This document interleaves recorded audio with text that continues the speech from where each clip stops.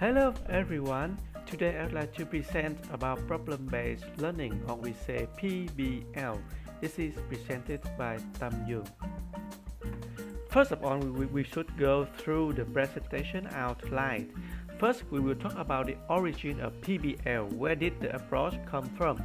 Second thing, we will talk about some strategies for implementation. In this part, we will talk about instructors' roles and then successful strategies, and finally the effectiveness of the PBL on content learning, on process skills, and on students' engagement. For the first one, where did PBL come from? It came from medical school from 1950s to the 1960s.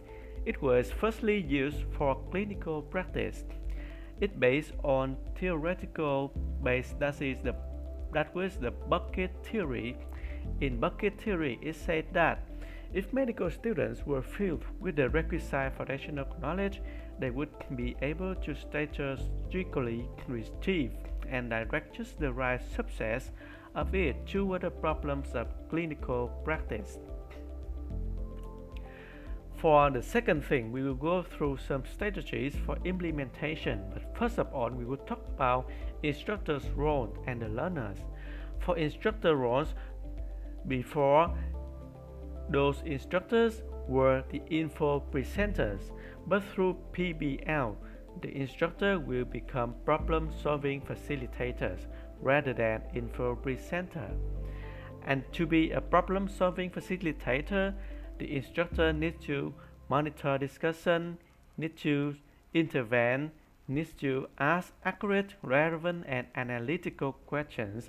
He also needs to raise new issues, fosters full participation, as well as creating solve problems for learning goals. And based on these things, the learners will become self-directed. That means the learner will carry out the rest of the job to find out the solutions to the problems. And here we will talk about some successful strategies for implementation. The first one, that is the instructor scaffolding, is also the important thing. With the instructor scaffolding, students will be scaffolded for their active learning and knowledge construction. And to PBL, it focuses on the development of soft skills through our cooperative learning strategies, and these soft skills include research skills, negotiation and teamwork, reading, writing, as well as oral communication. And to develop soft skills, what instructors can do? They can call for students to produce specific strands of skills. For example, they can ask the student to write process reports or schedules, or write a meeting minutes to develop the students' writing skills. Moreover, the instructors can also encourage good team communication strategies. In here, the instructor needs to let the team avoid reaching premature closure or succumbing to groupthink.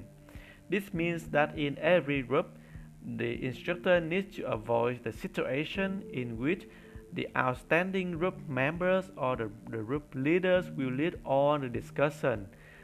We need to avoid every other members to just follow one thinking or one ideas from the outstanding member. By applying PBL, it shows some effectiveness, and especially on three aspects. First one, that is on content learning.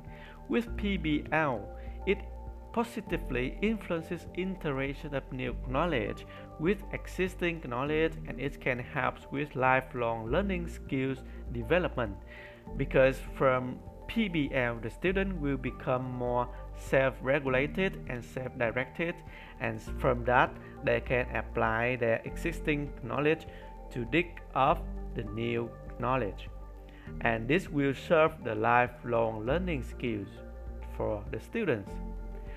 PBL also have some effectiveness on process skills. That means it can foster student positive attitudes about learning and their cognitive roles, or we say critical thinking, and it can also improve the students' performance on traditional concept and content-based exams, example in writing skills.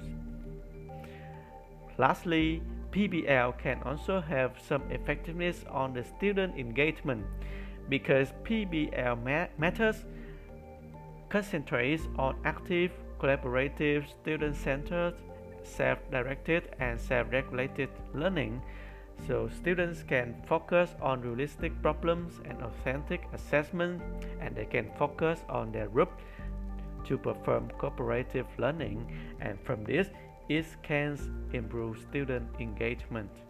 So that's it, all the information related to PBL or problem-based learning skills. Okay, if you have any further information, please don't hesitate to leave your comments here. And I have done this based on The Power of Problem-Based Learning, written by Dutch, Roth, and Allen in 21.